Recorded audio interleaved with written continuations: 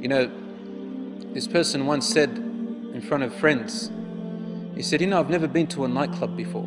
Everyone looked at him with shock because he said, I've never been inside of a nightclub. All of a sudden, a nightclub not being in there is a shock to everyone. Another one said, I've never kissed a girl before. Everyone looked at him in absolute dismay. Not only in dismay, they thought he's a loser. And now they make movies about, men who are losers because they can't get women, and they call them wimps and they're cowards. How things have changed around. Where women have lost their absolute value, men have lost their value, and this type of behavior is considered to be noble and courageous. Allahu Akbar. You're a warrior, you're a hero if you can serve your lusts and temptations. And then you have issues of rape and crime, and then you've got laws, especially in Western countries, that can't even solve anything. Just the other day I read in the paper about a man who was convicted in the court of law in Sweden. He was convicted of rape. You know what kind of rape? It says that the woman, she agreed to have intercourse with him. But, excuse me for the expression, he used some kind of contraception, I don't want to say its name, and the contraception broke. Based on that, she won in the court by claiming rape, even with her consent. So now their own laws can't even solve their own problems. They bring more laws that bring more problems for them.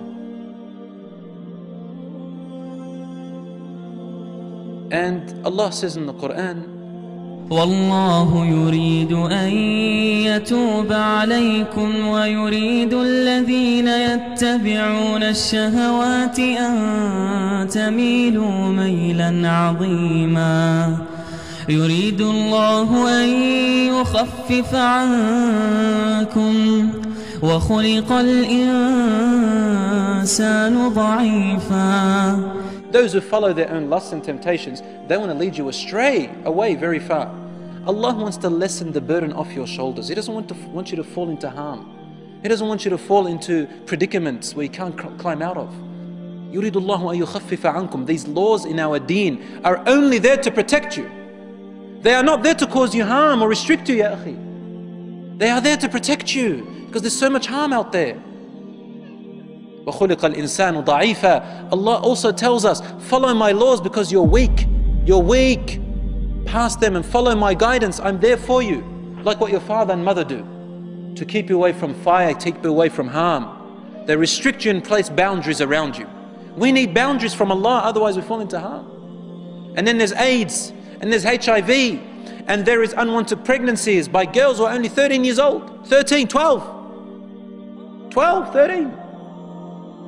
And what happens to the child? They put up for adoption. The child grows up without a father or mother. What oppression! What oppression! Only to repeat the same thing again and again. So there is great harm in this. And here we are, they're trying to tell you youth that doing these actions makes you a man. You want to become a man? I dare you to get married. I dare you to get married. Because to them, this is the most cowardly thing. They don't dare to get married, brothers and sisters. They don't dare to get married. I had a neighbor, she had a 3-year-old daughter, but they never got married, her and her partner. In the end, he left her for another woman. Obviously, he's going to leave you for another woman. He's too afraid to be a man. He doesn't want to get married because he's too deep in his lusts. And then turns around and she says, men, they're only after their ego. Of course, why did you take a man like that? Allah gave us conscience. Allah gave us guidance in our brains to think with. And so Allah forbids us from these things because not to bring us harm. And you know what's sad? Unfortunately, 80% of the time, majority of the time, women are the victims. Women are the victims in this situation. So you can see it's reversed now. What does the man want? The man wants to use and abuse the woman. Use and abuse the woman. And you know what? If these young girls were able to look inside and read what's in the mind of young men these days, wallah, I don't think any of them will even hang around as much as 10 kilometers away from a man, close to a man. They wouldn't want to. But the men, they like to deceive women, wicked men. They like to deceive women, wicked men, non-God-fearing we're talking about. And then you get this poor woman who thinks that, oh, he's my boyfriend. We're going to stroll, this is the image she has in her head. We're going to stroll in the park. He's going to pick up a daffodil and give it to me. Or a rose. Hand in hand together. And then we're going to wait until the sun sets. And the birds chirping around us in this beautiful park. Poor thing. This is what she thinks, right? But the man is thinking about one thing.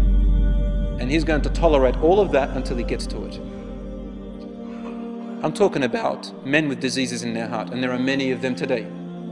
With the tabloid, with all the sceneries that you have out there, and all the things that are occurring, I feel very sorry for a lot of women, and I feel very sorry for a lot of men who have sold their youth and sold their chastity, sold their dignity to be so cheap.